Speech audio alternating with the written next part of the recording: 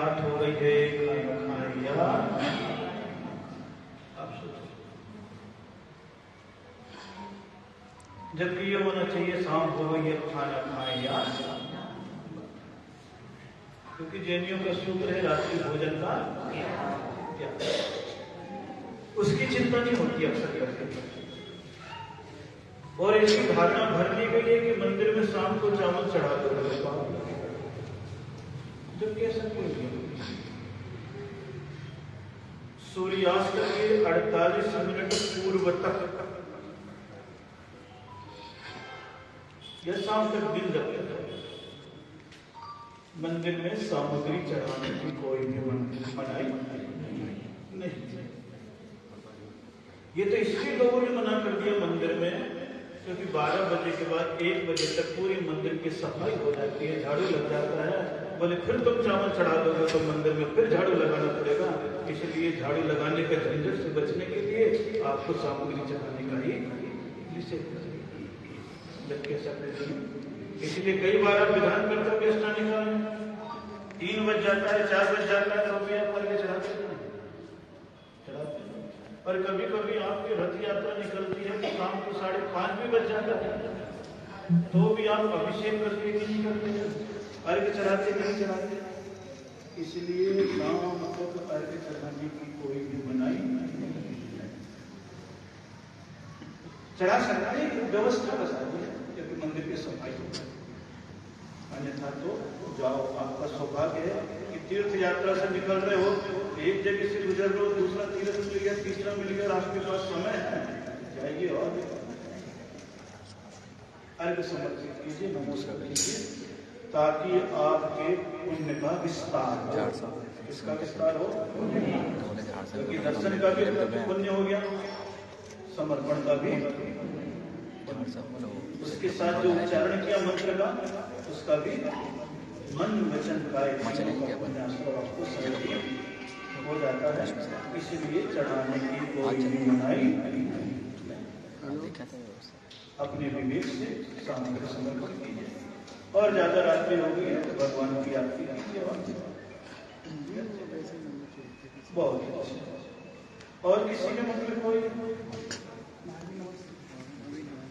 मेरी मन में शंका है कि हमारी दुकान पे श्री चंदा प्रभु टेक्सटाइल पड़ता है, दुकान पे नाम श्री चंदा, CHANDA। तो ये पूछा जाता है, ये चंदा प्रभु पड़ता है, चंदा नाम है नाम। अच्छा, कोई दिक्कत नहीं, चंद्र प्रभु नाम है, चंदा प्रभु के रूप में कोई बात नहीं, ठीक है। श्रद्धा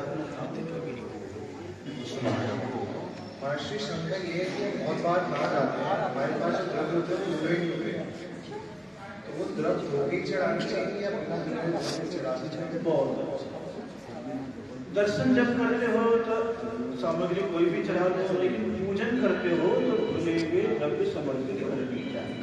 क्या समझ में आई? जब पूजन करते हैं तो धुले हुए द्रव्य का प्रयोग करें, और जब दर्शन करते हैं तो आपके जो लेकर के तो मार्केट में नमूना चलते हो बिना धुला हुआ आपके स्वाद दे पाते हैं, और जब घर में भोजन बनाते हो तो पूरा धोधा के करते हैं, बस वही प्रक्रिया। लेकिन पूजन करने के सफाई करनी चाहिए। और कहीं आप पहले से चावल लेकर के रखते हैं, धो करके सुखा के रखते हैं, जब भी जरूरत पड़े उसी में से निकालिए, क्योंकि आजकल आपको ध्यान तो रहता है, जब भी कभी भगवान के चरणों में चावल भी चढ़ाते तो उसके साथ कीड़े वाली गोली भी चढ़ जाती चढ़ती है। ये आपको क्या है, ये आपका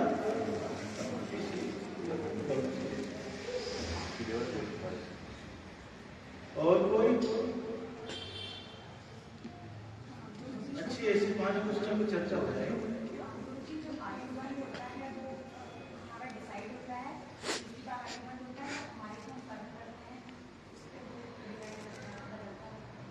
जीवन में 8 बार अवसर आते हैं आयु बढ़ने के, और गतिवन 24 घंटे होता है। जैसे अभी भगवान के पास बैठे हैं, महाराज के उपदेश सुन रहे हैं, देवगति है, क्योंकि परिणाम अच्छे हैं। लड़ रहे हो तो गलत लग रहे हैं, लेकिन इसमें एक बार आयु बंद गई, डिसाइड हो गया इस समय विचारों के कारण से तो वही जाना।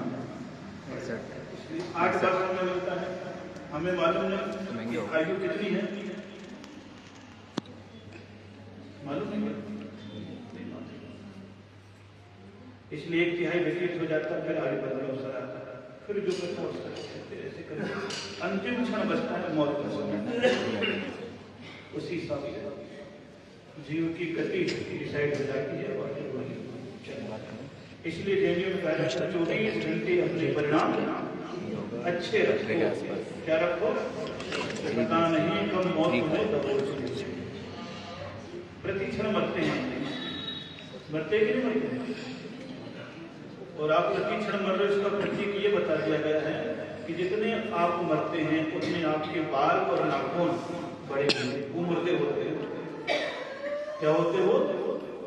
मुर्दे होते। नाखून बढ़ता है, बाल बढ़ता है, मुर्दे होते, काट लो तो भी कुछ नहीं होता। प्रतिक्षण आप मर रहे हो, जितने मर रहे उतना बढ़ रहे, आयु क्रम बढ़ रहा है, ये विशेषता बढ़ता है। इसलिए आप प्रतिक्षण मर रहे हो, जब से पैदा हुए तब से। बस अंतिम समय आपको लगता है ये तो जिस समय मकान बना उस समय से खंडर हो रहा है, लेकिन 50 साल बाद धसता तो आप तो ये मकान को गिर तो उसी समय से ढीला उसी समय से हो रहा है, लेकिन पता अपने को 50 साल 70 साल में चलता है। चलिए और किसी को फिर कर दूंगा छुट्टी, 7 भी बजने हैं।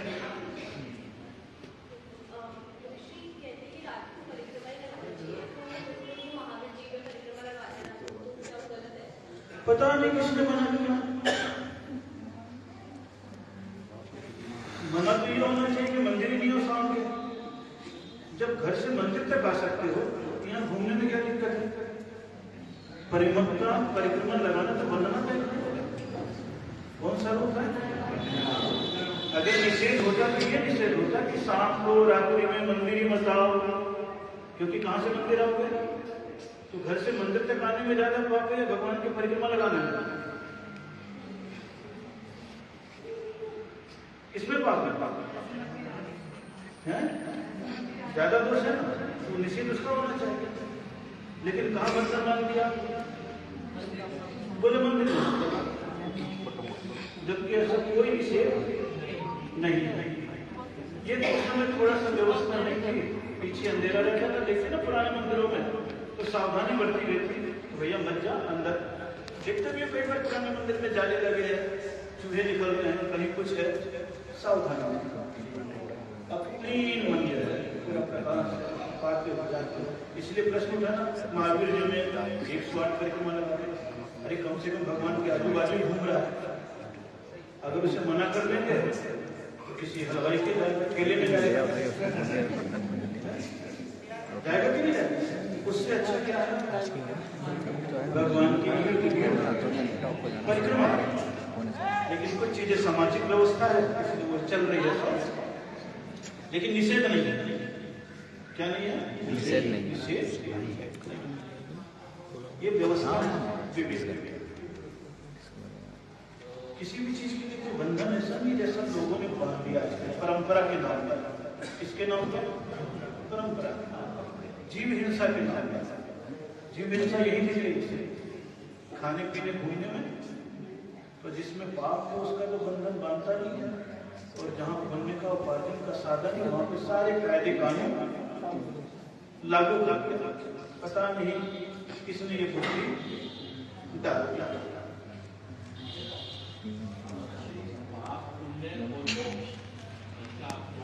इसलिए बुरे काम पाप है, अच्छा काम पुण्य है, और अच्छा बुराई से बिल्कुल मुक्त हो गए, वो मोक्ष है।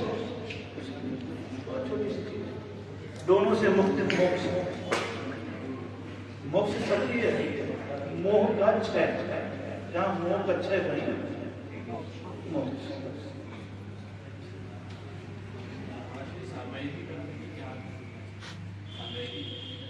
चारों दिशाओं में वंदना कर ली और संकल्प कर लिया मैं 24 मिनट के लिए सभी प्रकार की आरंभ परिग्रह का त्याग करता हूँ। मौन पूर्वक नमोकार का जाप करें, कल्पना में तीर्थ की वंदना करें और ज्ञान है तो अपने आप का चिंतन करें।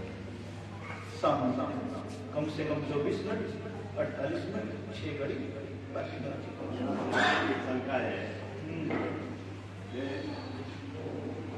मेहनत सुंदरी ने क्या वो केले जो इतने कट भोगने पड़े, सबको अपने कर्मों का भोग भोगना पड़ता है। तिरपाल जी ने तो किए थे, इन्होंने क्या किया था जो इन्हें इतने कट भोगने पड़े? शास्त्रों में वर्णन नहीं आया इसलिए स्पष्ट नहीं कह सकते।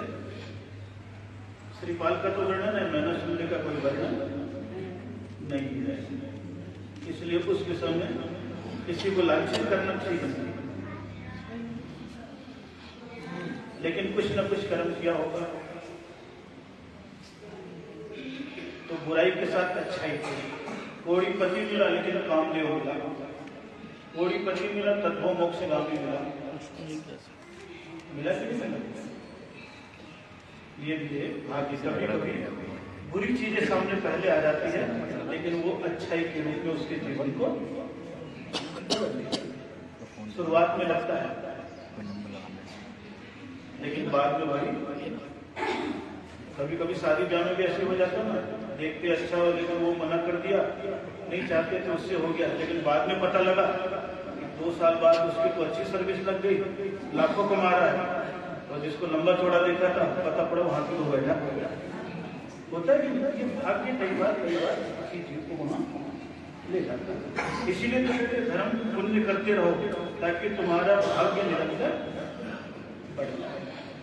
और एक भाग्य बढ़ाने के लिए धर्म की बात करता है। अभी बलवीर नगर गया ना पूरी बस लेकर के, अभी तिजारत है चलो बस लेकर के, लेकिन वो मनसा पूर्ण महावीर बता रहे थे महावीर स्वामी 1200 साल पुरानी प्रतिमा हरियाणा के झाड़ली गांव में निकली। कौन से गांव में? मेरे पास आई, भगवान महावीर स्वामी ने कहा, क्या कहा? शिक्षा, सेवा, संस्कृति से धर्म का विस्तार करो। संस्कृति के लिए मंदिर बनता है, शिक्षा के लिए विद्यालय बनता है और सेवा के लिए हॉस्पिटल बनता है। मेरे मन में भी आ गया कि चलो कैसा सेवा का कार्य कर रहे। तो मुरादनगर में गाजियाबाद के पास एक विशाल हॉस्पिटल का निर्माण किया।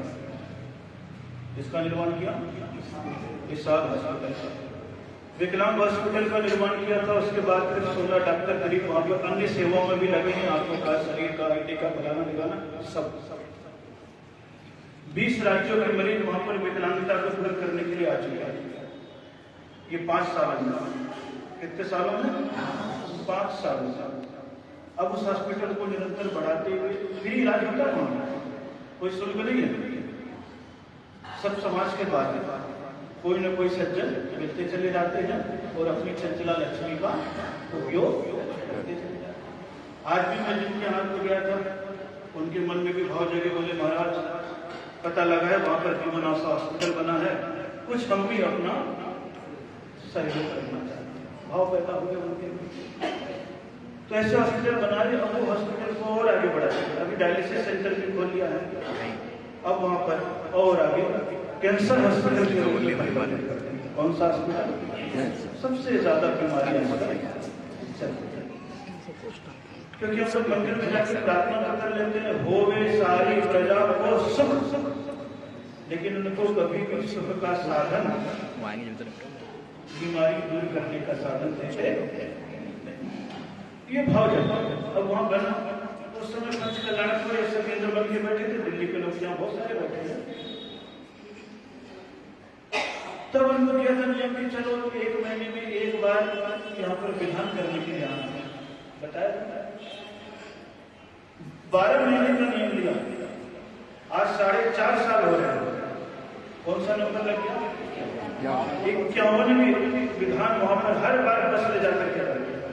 ऐसे एक बस ले जाकर नहीं करते, ऐसे कृष्णा नगर भी है, दिल्ली भी है, रोहनी भी है, सभी जगह को वहाँ हर सप्ताह महीना जाते हैं और वहां पर विधान करते हैं।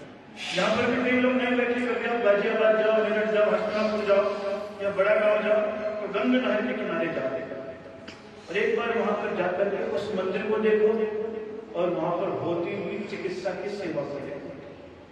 कैसे कैसे विकलांग लोग आते हैं और कैसे कैसे उन्हें आइटम नए बच्चों के लिए सब हाथ भी ऐसे होते हैं, सेंसर लगा दो तो जैसे अंगुलियां मूवमेंट करती है वैसे उनके हाथ में अपने हाथ से अपनी सारी चीजें अवलंब कर लेते हैं और वो चीज भी बहुत अच्छी आती है, महंगी भी आती है, लेकिन एक बार जब जवान बच्चों को मिल जाता है उनकी जिंदगी बहुत अच्छी अपने आप में कार्य करने की हो जाती है। आप महसूस करोगे कि कोई विकलांग आपके घर में पैदा हो जाए तो उसके साथ आने में आपको शर्म लगती है, रिश्तेदार कोई हो जाता है और आपके साथ नहीं आ जाए तो बताने में शर्म लगती है, इतनी उपेक्षा ऐसे कैसे विधान चला। एक बार यहाँ के भी जितने लोग हैं एक बार वहां जाकर के देखेंगे, आपको देखेंगे तो आपको लगेगा हाँ, वैसे तो आपको हॉस्पिटल देखते ही है लेकिन फिर आपको सेवा करीब 6,000 लोगों को वहां पर दे चुके हैं, 20-30 हजार लोगों का तो वही इलाज होता है। और सबसे बड़ी विशेषता वहां के लोगों की जो कमेटी बनी है वो विकलांग का कोई जरूरी तो नहीं है जैन हो, अजैन भी है, जब वो पढ़े लिखे और योग्य होते हैं उसी में से अच्छे कार्य के लोग आते हैं और उनको सर्विस भी दिलाते हैं। उन मरीजों में करीब 350 लोगों को रोजगार दिलाते और पूरे परिवार को ही बसा दिया। एक आदमी का खर्चा एक दिन के लिए परिवार में 500 को लगता है, किसी भी तनख्वाह 15,000 से कम नहीं है और उसकी योग्यता अगर बन गई है तो अधिकतम तनख्वाह मिली है 80,000 की। ऐसे योग्य बना दिया उनको, ऐसे करके वह सेवा का कार्य निरंतर चल रहा है। ये भाव होते हैं लोगों के निरंतर आगे बढ़ते चले जाते हैं। ये रात भी कभी जाओ, एक बार विधान करने के लिए जाओ, मनसा पूर्ण महावीर विधान है, उनका विधान है महावीर नाम ही चल रहा है। आज सभी आए हुए हैं, सबको मेरा बहुत बहुत मंगलमय आशीर्वाद, आपके जीवन धन्यता से भरे, तीर्थ यात्रा से भरे, मन की निर्मलता से भरे, प्रभु की आराधना करते रहें और जैनत्व की संस्कार और संस्कृति को अपने भीतर प्रकट करते रहें। यही मेरी मुख्य भावना है और यही आप सभी लोगों को मेरा बहुत बहुत मंगलमय आशीर्वाद